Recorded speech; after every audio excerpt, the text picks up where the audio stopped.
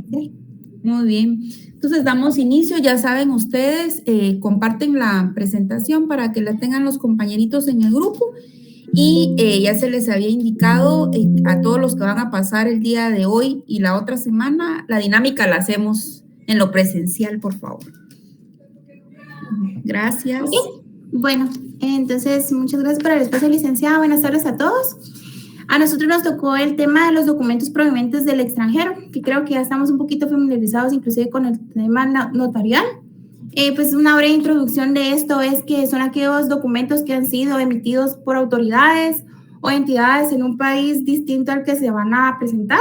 Y sabemos que pues para que tengan validez y aceptación en un nuevo país o donde van a estar llevando los documentos, pues siempre hay un proceso de legalización, ¿verdad? Y para esto más que todo para poder asegurar lo que es la autenticidad de los documentos y que esto no pues en algún momento pues impacte en lo que sea un fraude o en cuestión. Entonces empiezo a bajar. Mi nombre es Gabriela Fuentes, perdón, no me presenté. Y dejo el espacio para la siguiente diapositiva que estará presentando mis compañeros.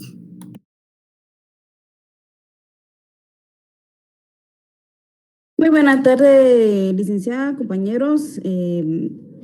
Parte de nuestro tema están los principios que rigen para la tramitación de los documentos provenientes del extranjero.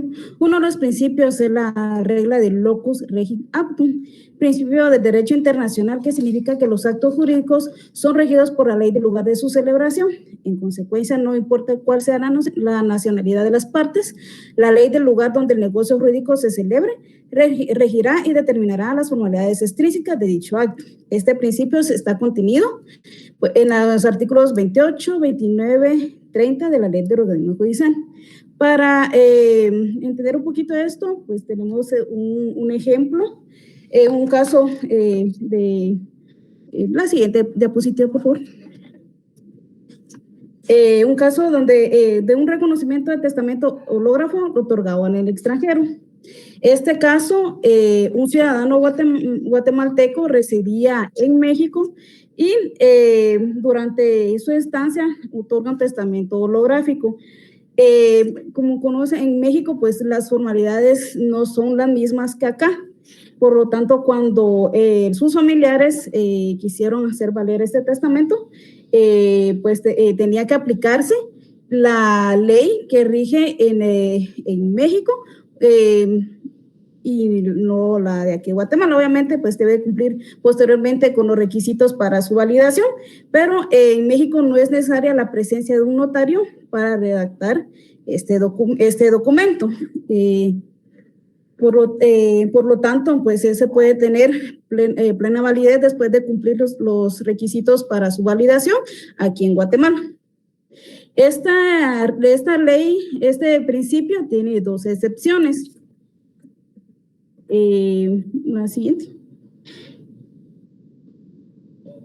Entre la primera excepción deviene de la aplicable. Cuando los documentos han sido otorgados, por ejemplo, en este caso que fue en México, ante los oficios de una autoridad diplomática o consular, debidamente facultada para autorizar dicho contrato o ante un notario del Estado, donde los documentos deban surtir efectos. Esto quiere decir que sí deben cumplir con los requisitos establecidos en la ley del Código Notario, porque son personas facultadas para realizar ese tipo de acto y deben de cumplir con las estipulaciones que aquí en Guatemala establece tanto el Código Notario, el Código de Civil. Y la otra excepción viene de la facultativa, cuando se trata de actos o contratos privados que la ley no declare de forma específica para su otorgamiento. Tal es el caso que establece en el artículo 1256 del Código Civil y en el artículo 32 de la Ley del Organismo Judicial. En estos artículos, pues indican de que en el caso del Código Civil, en el artículo 1256, indica que cuando la ley no declare una forma específica para un negocio jurídico, los interesados pueden usar la que juzguen conveniente. Por lo tanto, pues esas son las dos excepciones que para esta regla locus regis, solamente.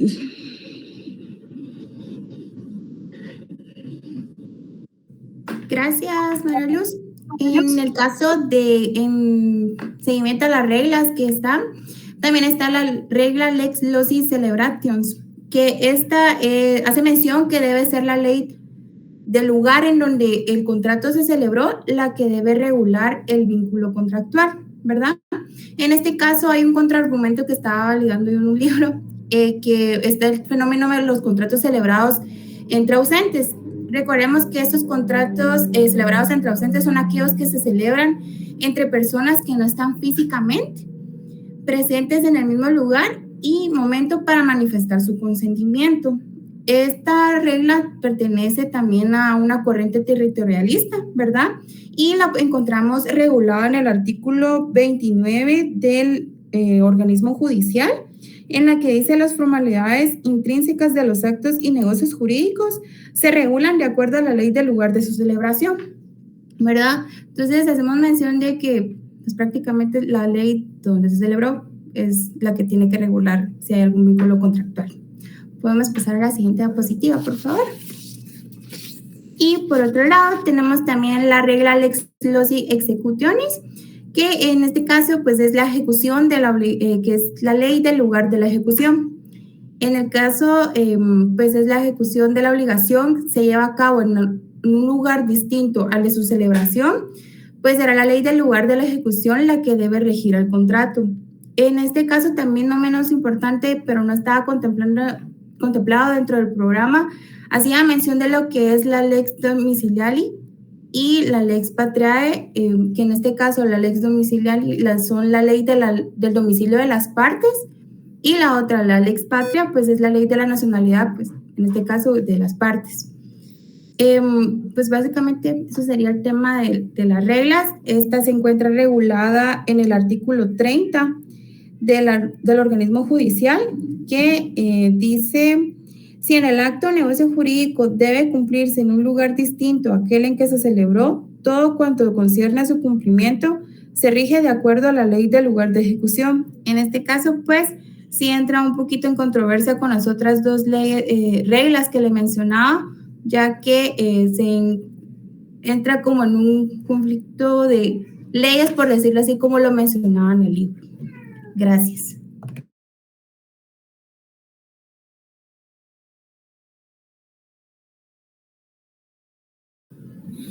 Muy buenas tardes, compañeros. Misael, retomando la exposición de la compañera Gabriela, les voy a ver un poco sobre la legislación en el país de origen. Ahora bien, cuando escuchamos el concepto de derecho internacional privado, este es quien regula las relaciones jurídicas privadas con elementos extranjeros, enfocándose en determinar la jurisdicción competente y la ley aplicada diferente a dichas relaciones, ¿verdad? Bien, ahora, al escuchar el tema, la legislación en el país de origen, tenemos más o menos una cierta idea o noción del tema. El derecho internacional privado, como anteriormente he mencionado, establece las normas que permiten determinar cuál ley nacional debe aplicarse a la relación jurídica internacional. Esto es importante, pues, en casos como matrimonios o contratos internacionales, donde las partes involucradas están sujetas a distintos ordenamientos jurídicos, la ley aplicada se determina a través de ciertas reglas de conflicto que buscan la ley más conectada con la relación jurídica. Como bien dice en la diapositiva, nos indica, al momento de su aplicación nos vamos a centrar en ciertos aspectos como la nacionalidad, el domicilio, la residencia, que estos nos indican también en el caso de la nacionalidad de dicha persona para ver en dónde ejerce la función jurídica, tanto en el domicilio como en la residencia donde fue efectuado dicho contrato. ¿Podemos pasar a la siguiente diapositiva, por favor? Y el otro tema es actas y contratos autorizados en el extranjero por autoridades o notarios locales. Ahora bien, estos son documentos que se realizan en un país diferente al de la nacionalidad o residencia de las partes involucradas. Estos actos y contratos pueden tener validez en otro país siempre y cuando se cumplan ciertos requisitos y se reconozcan en virtud de tratados internacionales o leyes internas. Algunos ejemplos de estos pueden ser los testamentos, contratos de compraventa, poderes o actas de nacimiento o matrimonio. Por ejemplo, ¿cuáles son los requisitos para la validez de cada uno de estos documentos? Va dependiendo del país donde quieren aplicar la legalización. Algunos solicitan autenticación, algunos países solicitan apostilla, la traducción dependiendo del país donde quiere que se surja efecto, si este no maneja el idioma natal donde nació el acta o contrato, y el reconocimiento. Por mi parte sería todo. Muchas gracias, compañeros.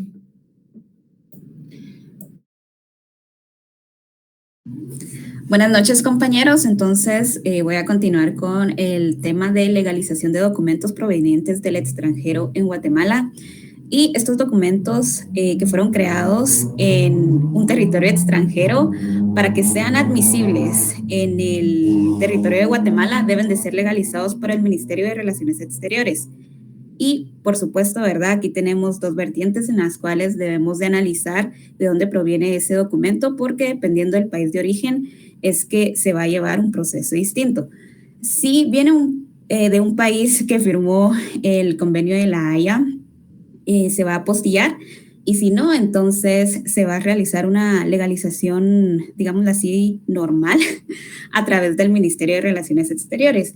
El fundamento legal de la legalización de estos documentos se encuentra en el artículo 37 de la Ley del Organismo Judicial y el artículo 190 del Código Procesal Civil y Mercantil.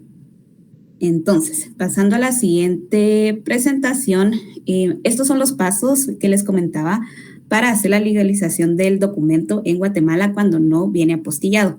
Les dejé aquí un link para que puedan ver los requisitos en el Ministerio de Relaciones Exteriores, ¿verdad? Y pues realmente solo serían estos 5 pasos, ¿verdad? O 5 requisitos que se necesitan. El primero de ellos es ver la cantidad o la magnitud del documento que vamos a legalizar, porque si se excede 10 unidades, se tiene que llenar un formulario distinto y se tiene que incluir todo el documento en un sobre de papel manila. El segundo paso es el impuesto de 10 quetzales por cada auténtica. El tercero es que se debe presentar el documento original. Por supuesto, se pueden legalizar copias, pero siempre tiene que ir acompañado del documento original. El cuarto, ¿verdad? Justo como hablábamos, que no se pueden legalizar copias sin haber sido presentado con su documento original, y este documento original tiene que venir previamente legalizado de por sí por el Departamento de Auténticas. Y el quinto es que los documentos que se van a legalizar deben de ser firmados por los funcionarios que los emitieron, ¿verdad? Y esta firma debe estar registrada también en el Departamento de Auténticas. Ahora, pasando al siguiente punto, vamos a hablar de la traducción de estos documentos. Y pues realmente solo hay 4 requisitos o información que tenemos que estar pendientes para poder realizar esa traducción de acuerdo con la ley. El primero es que los documentos que fueron emitidos en el extranjero deben estar legalizados por el correspondiente funcionario. El segundo es que una vez ya hayamos pasado por el proceso de la legalización o el apostillado, este debe de ser traducido, pero no se puede traducir por cualquier persona, ¿verdad? Debe de ser traducido por un traductor autorizado en Guatemala, un traductor jurado. El tercero es que este traductor jurado debe tener su firma legalizada en el Ministerio de Educación. Y el cuarto es que en caso que no haya una persona que hable el idioma que se va a traducir y el español, se puede hacer, por ejemplo, digamos ruso. Entonces podemos tomar un traductor que hable ruso e inglés y a otro traductor que hable inglés y español, y entre esas 2 personas pueden realizar la traducción. pero los dos tienen que estar legalmente autorizados por el Ministerio de Educación. Esa es otra alternativa. Y eso sería todo por la traducción. Voy a pasar a la siguiente diapositiva.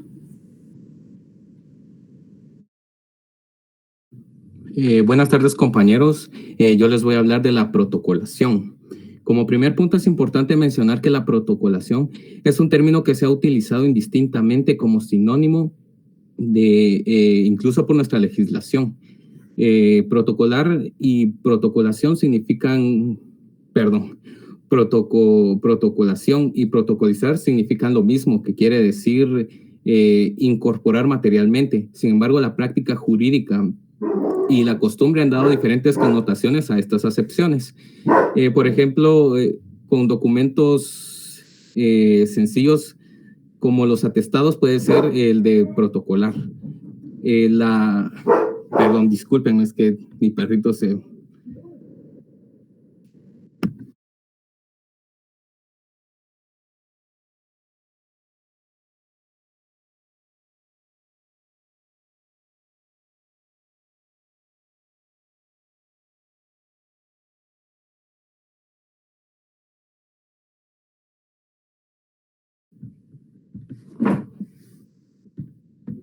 Qué pena, discúlpenme. Voy a volver a comenzar, disculpen. Yo les voy a hablar de la protocolación de los documentos provenientes del extranjero. Como primer punto es importante mencionar que protocolar y protocolizar son términos que se han utilizado indistintamente como sinónimos incluso por nuestra legislación. Protocolar y protocolizar son términos que significan lo mismo, que quiere decir incorporar materialmente. Sin embargo, la práctica jurídica y la costumbre nos han dado diferentes acepciones a estas connotaciones. Protocolar quiere decir incorporar materialmente sin mayor responsabilidad jurídica, como pueden ser los documentos atestados. A diferencia de protocolizar, que quiere decir incorporar material y jurídicamente al protocolo un documento que pasará a formar parte de la foliación de este documento, e incluso se levantará un documento en el cual dejará constancia de ello. Según el artículo 63 del Código de Notariado, se deben protocolar todos los documentos señalados por la ley. También los documentos señalados por tribunal competente y también los documentos privados con legalización de firmas. También se pueden protocolar los documentos privados que no necesariamente estén legalizados de firmas. Siguiente diapositiva, por favor. La protocolación de documentos provenientes del extranjero. Este es un trámite notarial mediante el cual un documento que fue otorgado afuera del país de Guatemala adquiere valor y plena validez dentro del territorio nacional. Esto implica que un notario guatemalteco incorporó a su protocolo el documento notarial que previamente tuvo que haber sido apostillado o legalizado.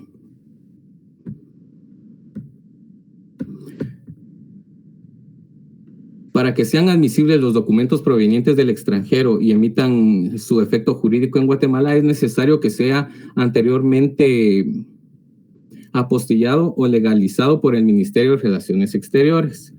Y si el documento se encontrara en un idioma extranjero, este será vertido al español por un traductor jurado, y en caso de no haberlo para este idioma, se hará a través de dos personas que hablen y que escriban el idioma, y lo harán bajo juramento y con legalización de firmas.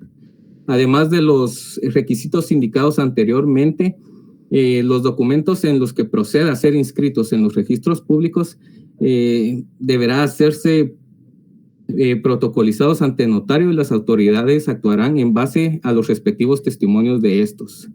Los requisitos principales de la protocolación serán el documento extranjero válido, que puede ser un contrato, un testamento o un mandato, puede ser otros también, ¿verdad? Y la legalización o el apostillado según el país de origen, y que este país sea parte del Convenio de La Haya. La traducción oficial, que se realizará como lo indiqué anteriormente, y la presentación ante el notario para que haga la respectiva protocolización del mismo. Los efectos de la protocolación será que el documento quede adherido al derecho guatemalteco, que adquiera plena validez y efectos jurídicos dentro de Guatemala y que sea permitida su inscripción en los registros públicos, según el artículo 37 y 38 del organismo judicial. Siguiente diapositiva, por favor. Gracias. El aviso de protocolación de documentos provenientes del extranjero se debe hacer en un lapso de 10 días de haberse hecho la protocolación del mismo. Esto cumpliendo 5 requisitos principales que son el lugar y fecha donde fue expedido el documento, el nombre y apellido del funcionario que lo autorizó, el objeto del acto, nombre y apellido de los otorgantes y requirentes y que haya constancia de que se pagaron los impuestos respectivos al momento de la protocolización. La omisión o demora del aviso hará incurrir al notario en una multa de 25 quetzales que se le impondrá el director del Archivo General de Protocolos e ingresará a los fondos judiciales. Se extenderá el testimonio a la parte interesada si este fuera registral, se inscribe en el registro correspondiente como lo es un mandato y se remitirá el testimonio especial al Archivo General de Protocolos en un lapso de 25 días, según el artículo 40 de la Ley del Organismo Judicial. Gracias. Buenas tardes, licenciada y compañeros. Con relación al testimonio, este es un documento autorizado por funcionario público en el que se da fe de un hecho o se transcribe total o parcialmente el contenido de otro documento. Estos son comúnmente utilizados para preservar y autenticar documentos importantes como son los contratos y las escrituras. Cuando un documento proviene de otro país y pretende surtir de efectos legales en Guatemala, estos deben seguir ciertos pasos para que las autoridades guatemaltecas reconozcan la validez del documento. Estos pasos son la legalización consular, la apostilla y la traducción oficial. La legalización consular hace referencia al proceso donde la autoridad del país que emitió el documento lo certifica para que Guatemala pueda reconocerlo.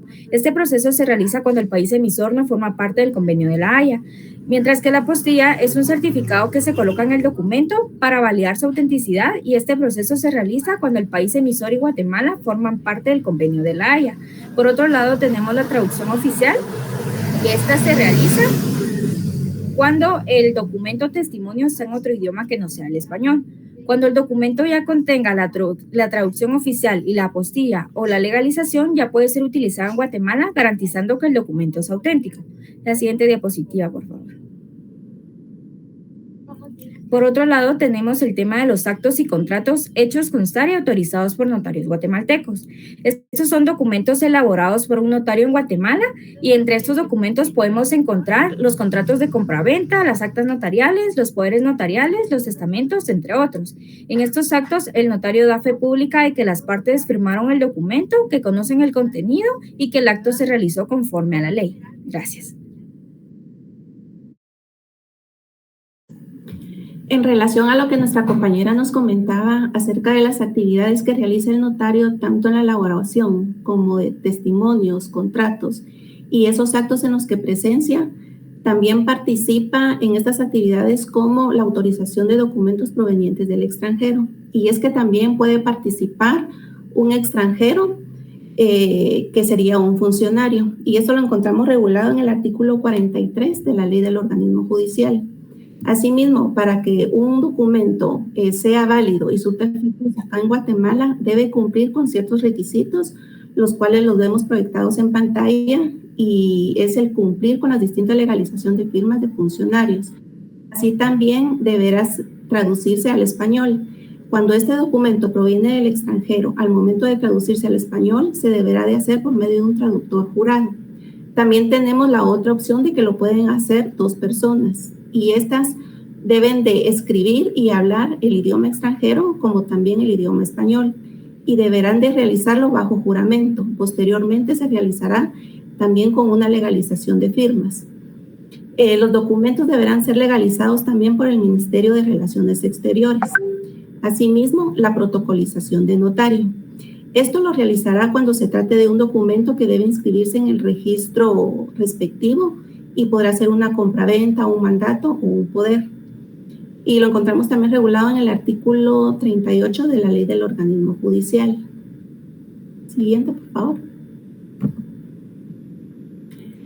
En cuanto a la protocolización, vemos acá la definición en pantalla y es que los estudiosos del derecho han concluido que es el proceso en el que un notario guatemalteco incorpora un documento legalmente autorizado en el extranjero a su protocolo notarial. Al protocolizar, el notario le da al documento una fecha cierta, demostrando que existió en un lugar específico. Si nos preguntamos qué es el protocolo, lo encontramos regulado en el artículo 8 del Código de Notariado y establece que es una colección ordenada de escrituras matrices, actas de protocolización, razones de legalización de firmas, entre otros documentos que el notario autoriza por medio, conforme lo establece la ley. La validez. El hecho de protocolizar un documento proveniente del extranjero no le da una validez especial.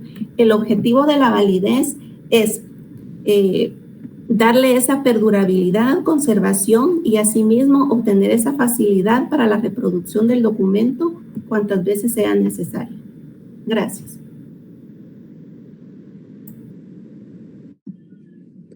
Buenas tardes, compañeros. Continuando con la exposición, hablaremos acerca del pago del impuesto del negocio jurídico, que para todos los actos y contratos hechos constar por notario guatemalteco, siempre que sean documentos provenientes del extranjero en Guatemala, y siempre que estos reflejen un negocio jurídico, ¿verdad?, que esté sujeto a tributación, se debe acreditar que se pagó el impuesto que corresponda, ¿verdad? En este caso, el notario, al protocolizar el documento, debe dejar una constancia de este pago. De lo contrario, no puede autorizar ni emitir ningún testimonio, ¿verdad? Si vemos un ejemplo, podemos mencionar si fuera un préstamo que se hiciera, que hiciera un empresario guatemalteco en una firma mexicana o en un contrato mexicano, o en un banco mexicano, perdón, pero este dinero va a ser usado en Guatemala y va a tener como garantía algún inmueble en Guatemala.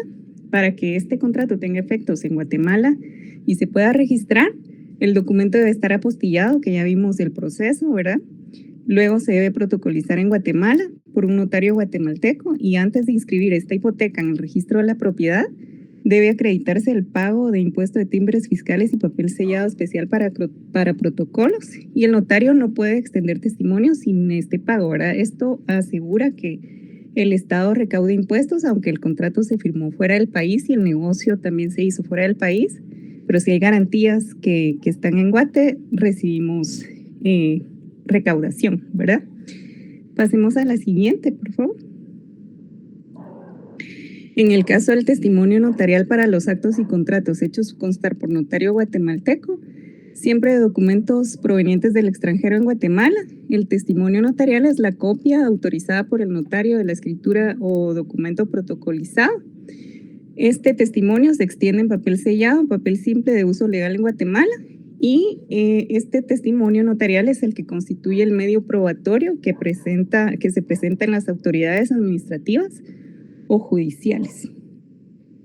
Pasemos a la siguiente, por favor. Por último, vamos a hablar del hermetismo del orden público, ¿verdad? Que esto se refiere al orden público que constituye una limitación fundamental, pues ningún documento extranjero tendrá efectos en Guatemala si contradice la Constitución, la soberanía nacional o las disposiciones imperativas de la legislación interna. El artículo 44 de la Ley del Organismo Judicial de Guatemala establece que no tienen ni validez ni efecto en Guatemala las leyes, disposiciones, sentencias, documentos que sean provenientes del extranjero, pero que menoscaben la soberanía nacional, contradigan a la Constitución o contravengan el orden público. Un ejemplo de esto podría ser los matrimonios, ¿verdad? En Asia, por ejemplo, sí está permitido que tengan varias esposas, pueden tener hasta 4, siempre que todas tengan las mismas condiciones. Pero en Guate no, ¿verdad? En Guate el Código Penal establece que ningún matrimonio puede ser, o sea, nadie se puede casar sin haber disuelto su matrimonio anterior, y si no, pues puede tener una pena de hasta 3 años de prisión y una multa, ¿verdad? En la práctica es diferente, pero legalmente no se puede. Entonces, hasta acá nuestra participación. Dejo a mi compañera Gaby. Bueno, y por último, tuvimos una frase ahí que nos quedó para el equipo, que los mejores proyectos se realizan en equipo. Y eso sería todo, licenciada. Le agradezco por el espacio y pues, muchas gracias a todos por su atención. Muchas gracias. Un aplauso virtual ahí, por favor. Aprovechen la herramienta, ya que no lo podemos hacer presencial. Ahorita te doy la palabra. Gracias, muy bonita, muy estructurada. Y pues se dieron cuenta ustedes, este es un tema que vamos a hacer un espacio para hacer una retroalimentación. Ya habíamos iniciado una pequeña introducción, no introducción, sino retroalimentación también, porque los compañeritos que pasaron la última vez abordaron el tema de los principios, muy general. Ahorita en el grupo ya se tocaron de forma más específica. Y pues más que todo el tema fue en relación a los documentos provenientes del extranjero. Si bien es cierto, no estamos en notariado, pero esto viene como a fortalecer, ¿verdad? Porque ustedes ya están en ese tema, están viendo cómo se documenta, cuáles son los requisitos, quién es la institución encargada, y de esa cuenta es que vemos que hay intervención del notario y tiene relación con el contenido del derecho internacional privado. Ya en su momento, como les digo, voy a abordar ya generalidades, porque ya solo es de como reforzar ciertos puntos, porque ustedes ya manejan su código de notariado y ahorita ya vieron cuáles son los requisitos, cuándo se va a utilizar la apostilla, los traductores para que surta efectos aquí en Guatemala, los tipos de protocolización y más, ¿verdad? Eso ya le corresponde a usted en el curso de Derecho Notariado, pero me gustó mucho. Les agradezco ahí la presentación. Como ustedes saben, estamos sobre la marcha y pues vamos rápido. No sé, alguien levantaba ahí la mano, disculpen, no sé si era del grupo que continúa.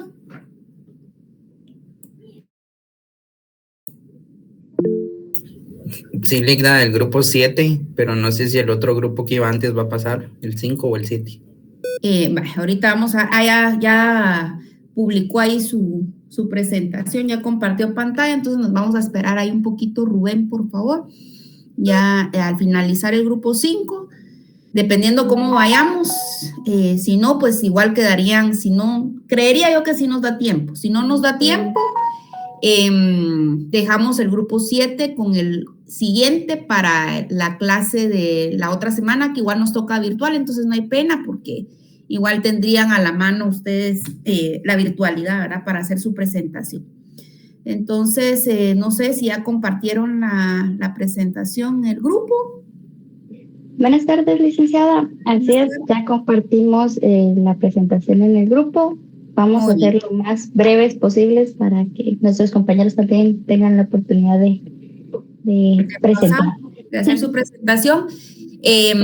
Pongan atención, como les digo, las dinámicas van a quedar para la clase presencial, entonces pónganse pilas y miren, a cómo vamos, quiero hacer una pausa, no sé, para que los grupos que van pasando puedan estructurar, igual se vayan avanzando, porque recuérdense que dijimos que tenemos el examen final, pero con estas situaciones que yo les había dicho que las clases virtuales yo las iba a utilizar para acumularlas, ¿verdad? Para el examen final, pero creo que no vamos a tener muchas.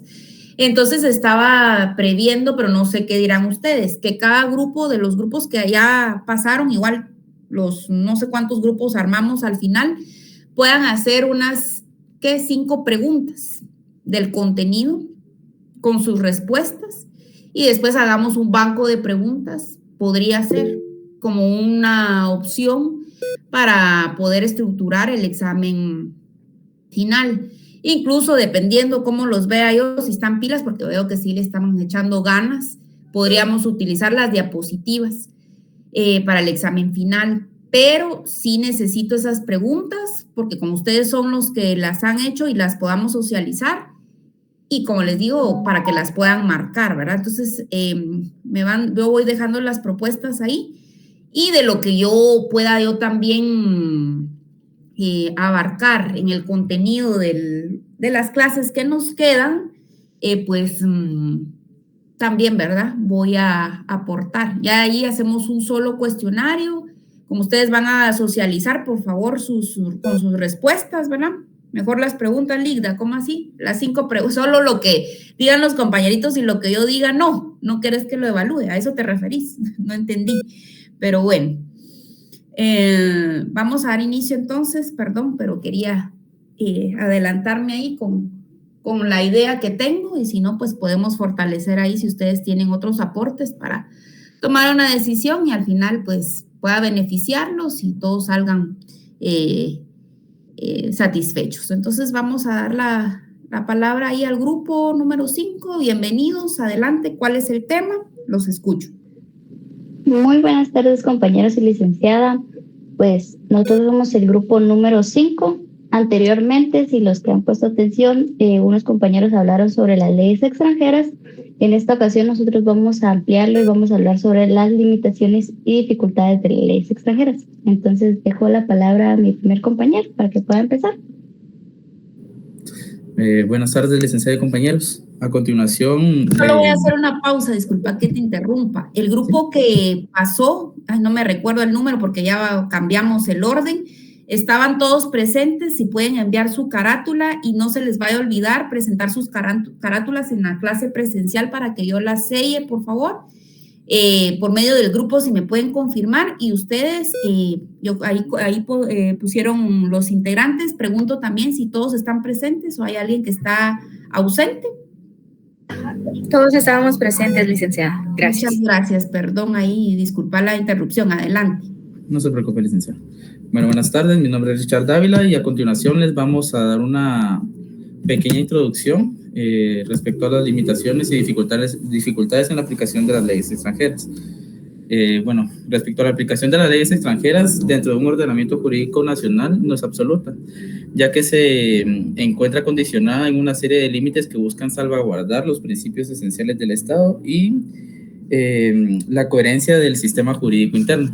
En efecto, el derecho internacional privado admite que en determinadas situaciones las normas extranjeras sean utilizadas para resolver conflictos de leyes. Sin embargo, esto no significa que puedan aplicarse sin restricciones, pues existen circunstancias en las que su exclusión resulta necesaria y legítima. Las limitaciones doctrinarias representan barreras de carácter teórico y conceptual que han sido elaboradas por la doctrina para regular la aplicación de las leyes extranjeras. Entre las principales se encuentran la teoría de las calificaciones, la teoría del reenvío, la teoría del orden público, la teoría del fraude de ley. Además de las limitaciones doctrinarias, también existen limitaciones legales, las cuales se encuentran previstas expresamente en la legislación guatemalteca. Dichas restricciones tienen como finalidad resguardar la soberanía nacional, la seguridad del Estado, así como los intereses fundamentales de la sociedad guatemalteca. La normativa establece que las leyes extranjeras solamente podrán aplicarse siempre que no contravengan disposiciones del orden público, la moral, la fe pública o los derechos esenciales reconocidos en el país. Así, en materias específicamente sensibles como el estado civil de las personas, los derechos reales sobre inmuebles situados en Guatemala o aquellas cuestiones que afectan directamente el orden jurídico nacional, la aplicación de la legislación extranjera se encuentra descartada de forma automática. En otras palabras, el ordenamiento guatemalteco limita el alcance de las limitaciones del derecho extranjero, imponiendo una barrera protectora que asegura que la soberanía del país y los principios básicos de su sistema normativo no se vean comprometidos. Muchas gracias y dejo la palabra a mi siguiente compañero. Buenas tardes, licenciada. Buenas tardes, compañeros. Me toca exponer sobre el orden público. El orden público en Guatemala está regulado principalmente por la Ley de Orden Público, decreto número 7 de la Asamblea Nacional Constituyente. Esta ley establece que el orden público es responsabilidad del Estado y puede requerir la restricción de garantías constitucionales en situaciones excepcionales, como inversión, perturbación grave de la paz, calamidad pública o amenazas a la seguridad del Estado. La ley contempla 5 estados de excepción, los cuales son estado de prevención, estado de alarma, estado de calamidad pública, estado de sitio y estado de guerra. Los estados de excepción son mecanismos legales de últimas instancias que permiten al Estado enfrentar crisis graves o emergencias como desastres naturales, disturbios o amenazas a la seguridad. Le cedo la palabra a mi siguiente compañero.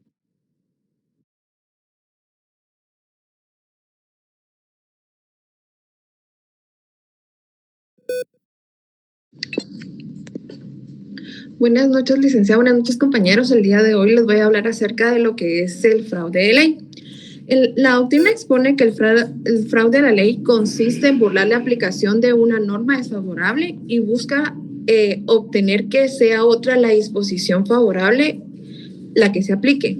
En otras palabras, el fraude de ley consiste en la conducta totalmente voluntaria realizada con el exclusivo fin de obtener un fin ilícito a través de un medio lícito.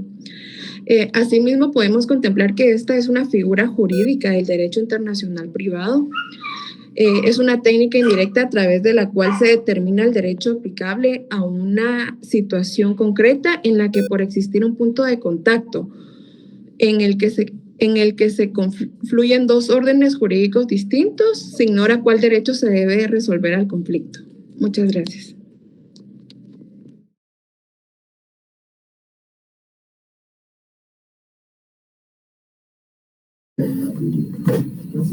Buenas noches, distinguida licenciada y compañeros, qué gusto saludarles. Yo voy a abordar el tema del reenvío. Y pues el reenvío en el caso del derecho internacional es un derecho internacional primero, es una técnica para resolver conflictos de leyes que a su vez ocurre cuando la norma del conflicto de un foro en un tribunal señala como aplicable a una ley extranjera. Y la norma del conflicto de ese Estado extranjero a su vez remite de nuevo la ley de aforo o la de un tercer Estado.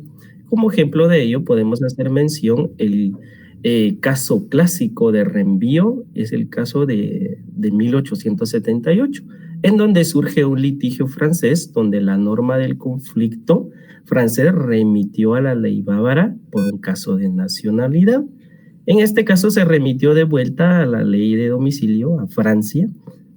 La Corte de Casación francés admitió este reenvío porque fue de una situación de primer grado o de retorno, aplicado así la ley francesa al patrimonio de forgo, es decir, fallecido sin testamento y sin herederos directos. Muchísimas gracias. Cedo la palabra a mi compañera. Gracias. Muy bien, a mí me toca hablar sobre el reenvío de primer grado. Esto ocurre cuando la norma del conflicto remite la solución al caso del derecho material a un Estado extranjero, es decir, es una ida y vuelta legal. Un ejemplo podemos hablar en el Estado guatemalteco. Un juez guatemalteco debe resolver sobre la capacidad de una persona nacional estadounidense. La norma del conflicto guatemalteco en el artículo 14 del Código Civil dice: la capacidad de las personas se rige por la ley de su domicilio. Resulta que esta persona tiene su domicilio en Florida de Estados Unidos. El juez guatemalteco, por lo general, debería aplicar el derecho en materia a Florida. Sin embargo, investiga y establece en el derecho internacional privado de Florida que rige también la nacionalidad estadounidense, pero es un sistema federal. Puede considerar que la nacionalidad de una persona no es útil y aplicar otra. Este podría ser un caso hipotético y reenviar la ley del domicilio de origen, que podría ser Guatemala. En este caso, en el artículo 17.2 del Código Civil, en Guatemala se acepta este reenvío de primer grado. El juez entonces dejará la ley de Florida y aplicará el Código de Guatemala para poder resolver el estado de capacidad. Tenemos algunas dificultades que el juez debe investigar, probar el contenido del derecho internacional privado del país extranjero, lo cual es muy complejo y costoso.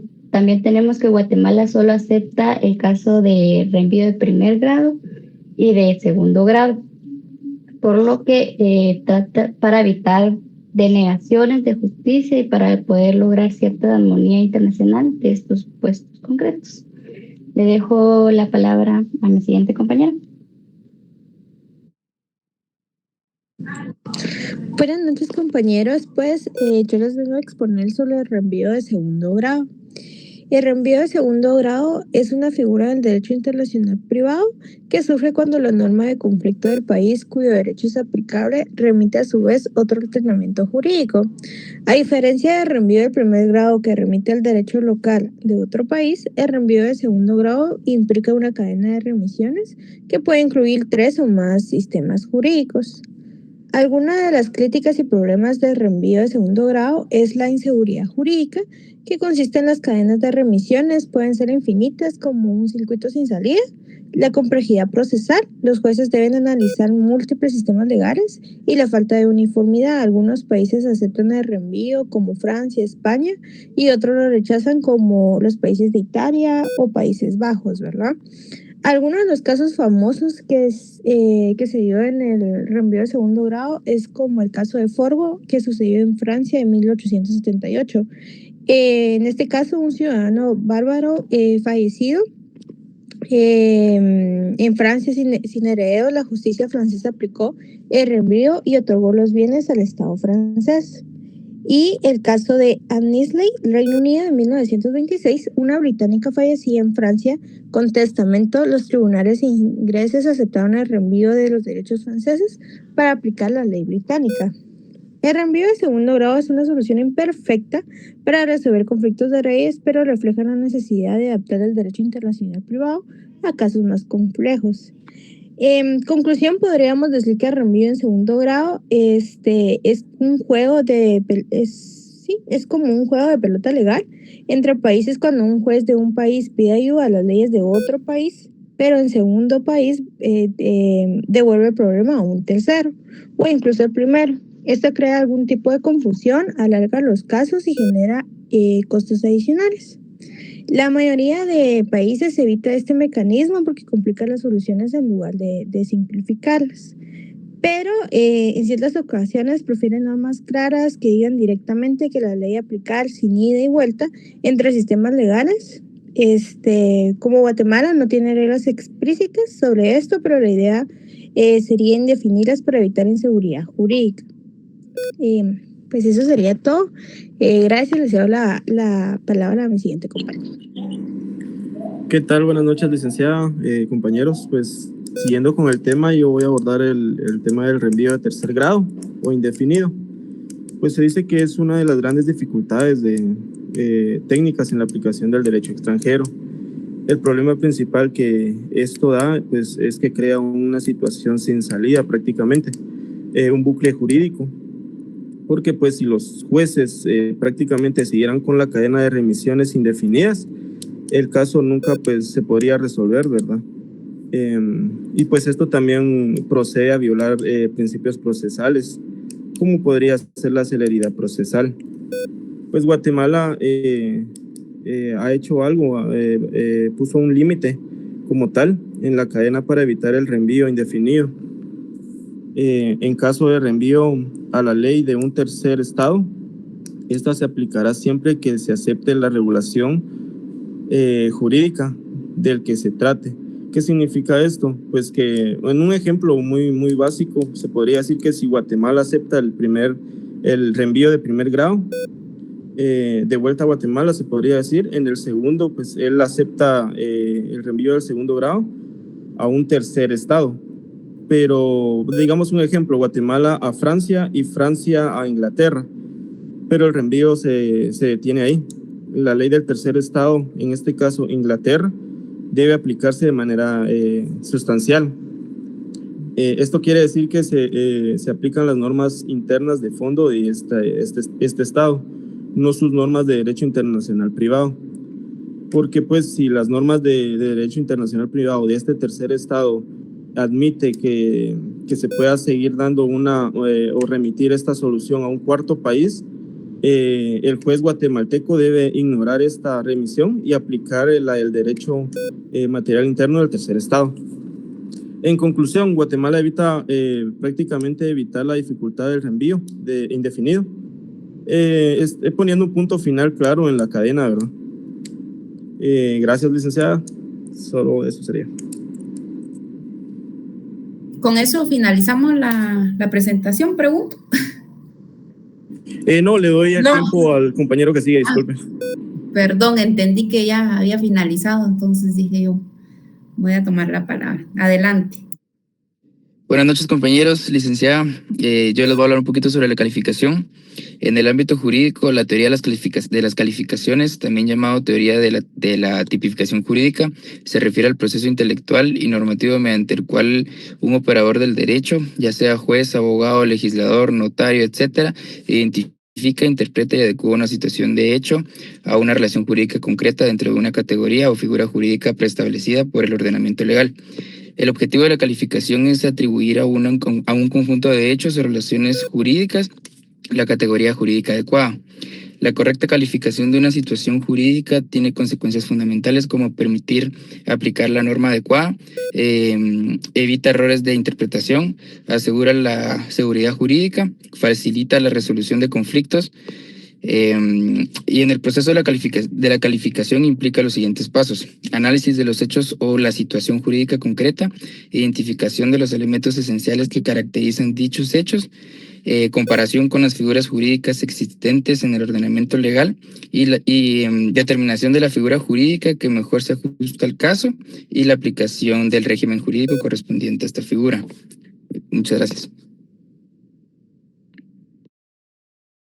Ahorita va a seguir mi otro compañero. Buenas noches, muchas gracias, licenciada.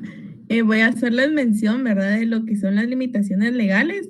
Nos referimos a las limitaciones legales en el derecho guatemalteco, en nuestra legislación, ¿verdad? Limita lo que sería la aplicación de las leyes con el fin de proteger la soberanía del Estado, las instituciones, los intereses de los nacionales y el orden público. En este caso, por fines de tiempo, ¿verdad?, tratamos de resumir un poco los artículos. Si gustan, pueden tomarle ustedes una captura.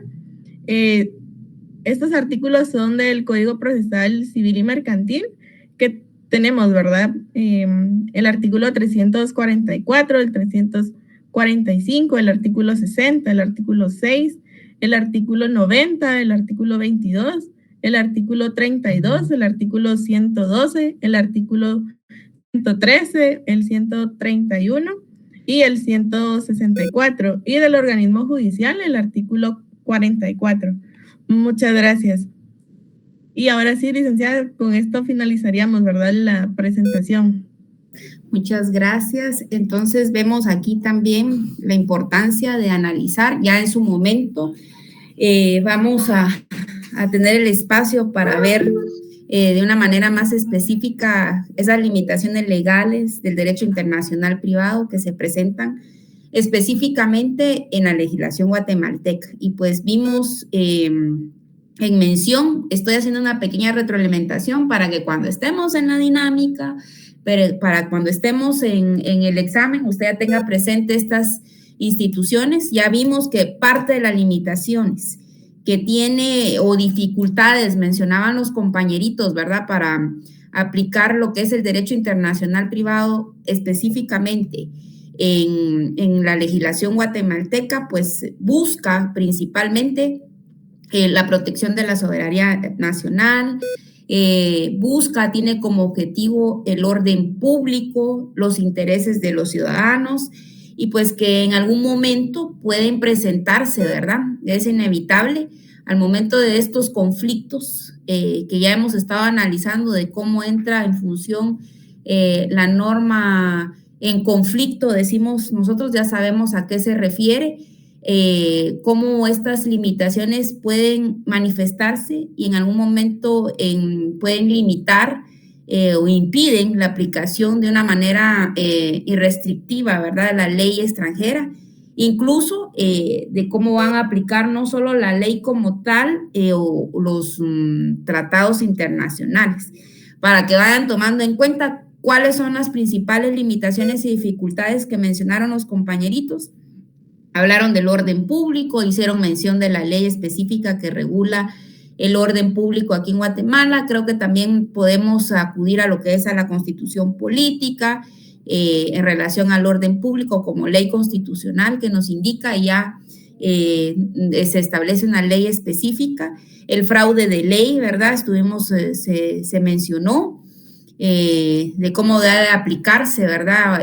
O cómo se refiere a esa situación en que una persona va a evadir la aplicación de una ley guatemalteca y pretende utilizar normas en conflicto para someterse a una ley extranjera. Es donde decimos el fraude de ley, específicamente en el derecho internacional privado.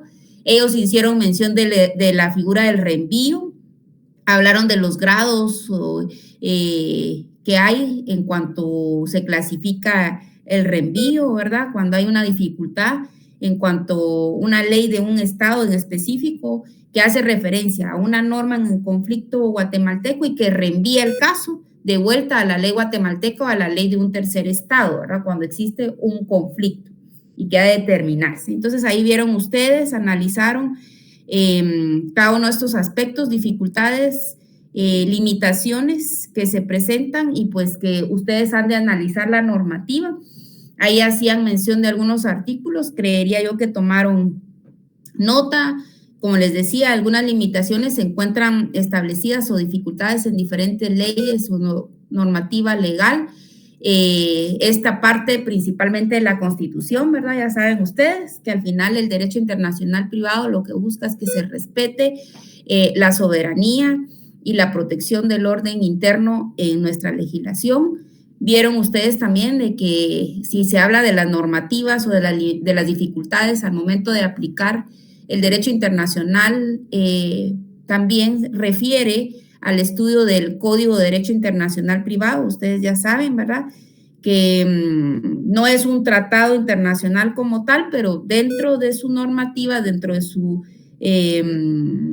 contenido, encontramos normas, ¿verdad?, que regulan principios que buscan al final de cuentas proteger que buscan proteger la nacionalidad de las personas. No solo, ya veíamos un aspecto referente de lo que mencionaban ahí, la ley de nacionalidad, ya la vamos a estar analizando en su momento, cómo se prohíbe la aplicación de las normas que puedan en algún momento pues afectar el orden público y las buenas costumbres. Pues podemos analizar y establecer lo que es el Código de Derecho Internacional Privado.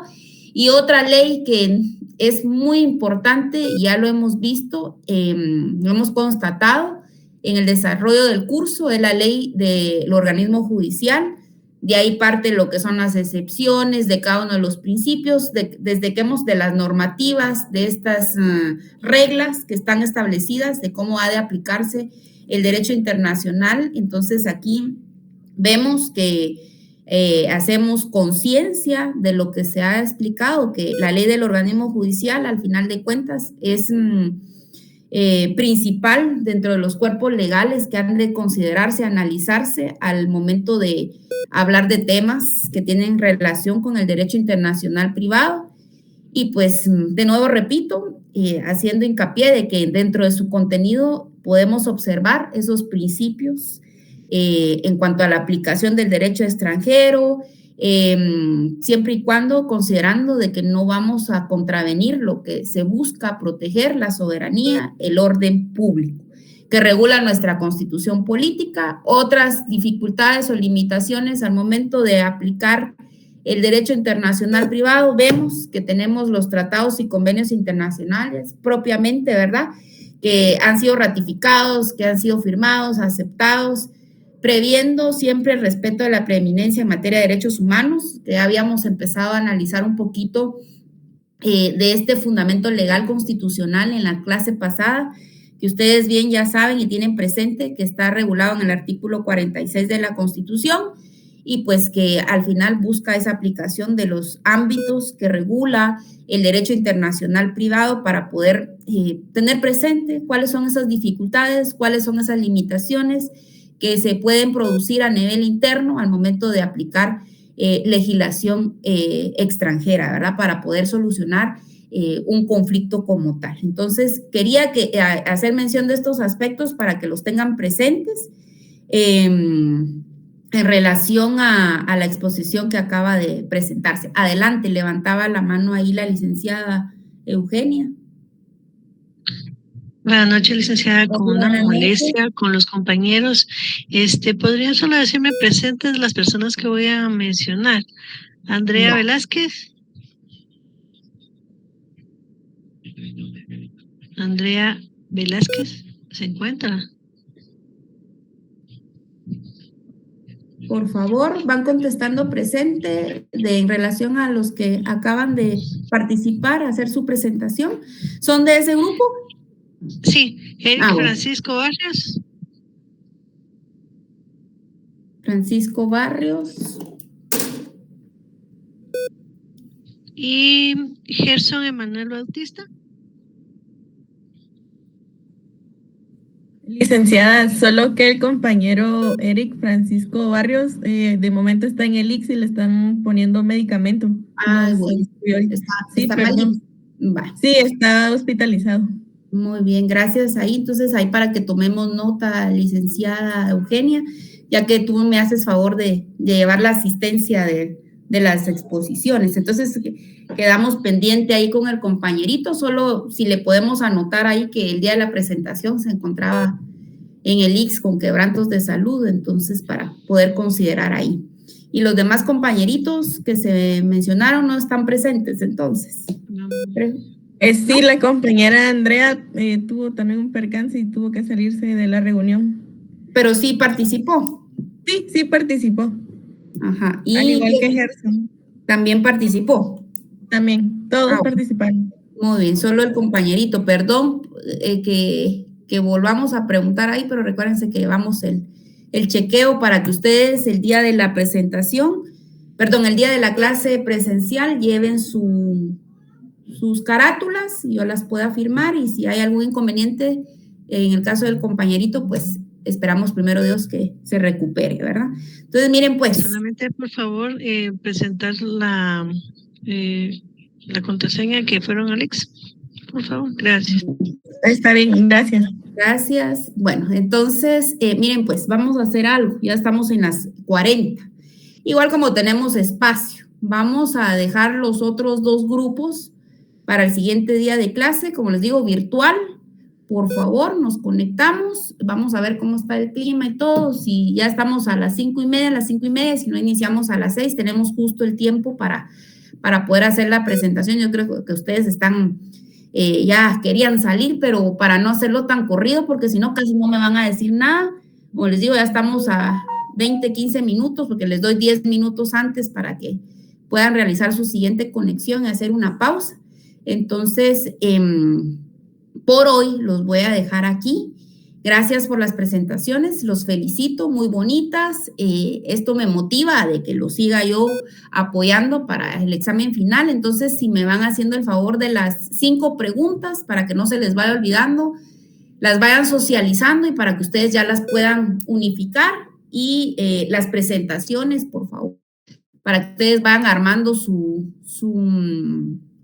base de datos para que si yo les dejo usar los documentos, ustedes ya las tengan y tengan identificadas las preguntas. Entonces, por favor, 5 preguntas creo yo que está bien por cada, porque son 14 grupos, multipliquemos 14 por 5, ¿cuántas preguntas vamos a tener? Entonces, para que ustedes las vayan identificando en su diapositiva, o si solo van a usar en los cuestionarios. Entonces, para ir armando ahí y ustedes se vayan organizando, porque después digan en dónde está esa presentación, en dónde quedó, y tengan a la mano la documentación.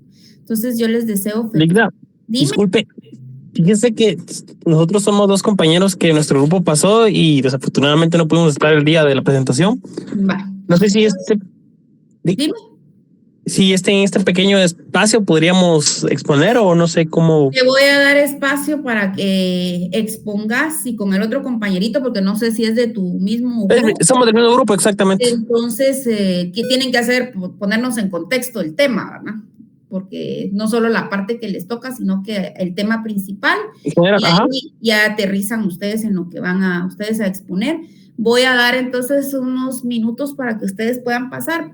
Si no pasan el miércoles, pasan el viernes, porque igual tenemos clase virtual, entonces vamos a hacer el espacio.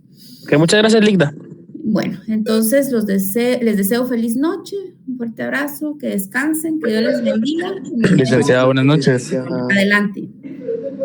Sí, solo una consulta. Mi grupo acaba de terminar de exponer, pero yo por temas de salud y porque sufrí un accidente me encuentro hospitalizado y no pude exponer con ellos. ¿A dónde le puedo mandar la constancia o a quién se la puedo mandar?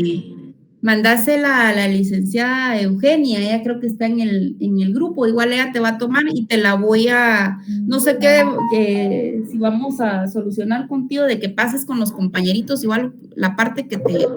Buenas noches, licenciada. La otra semana si ya estás mejor. Fíjese que fue un accidente y tengo fracturado el pie, entonces... bueno. La sí próxima semana virtual la puedes hacer. Ok, sí, virtualmente lo puedo hacer. Va. Entonces así quedamos, tú me dices si pasas el miércoles o pasas el viernes y pues ya haces tu presentación, que sigas mejor, que te recuperes